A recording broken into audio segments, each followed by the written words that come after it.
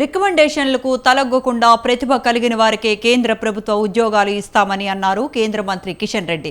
Chandrayangutta CRPF కార్యాలయంలో ఇవాళ జరిగిన రోజ్గార్ మేళా కార్యక్రమంలో ఆయన పాల్గొన్నారు. కేంద్ర ప్రభుత్వ ఉద్యోగాలు పొందిన వారికి నియామక పత్రాలు అందజేశారు.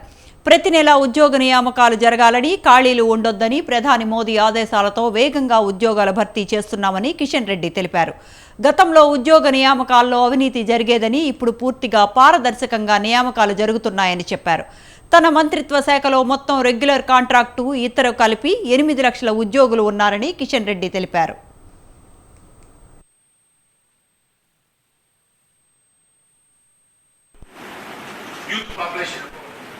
మన యూత్ పాపులేషన్ పూర్తిగా వాళ్ళ శక్తిని ఉపయోగించుకొని భారతదేశం 2047 వచ్చే 25 సంవత్సరాల లోపల ఒక డెవలప్డ్ కంట్రీగా, అభివృద్ధి చెందిన దేశంగా, వికసిత్ భారత్ గా 2047 లో మనం ఎమర్జీ కావాలి.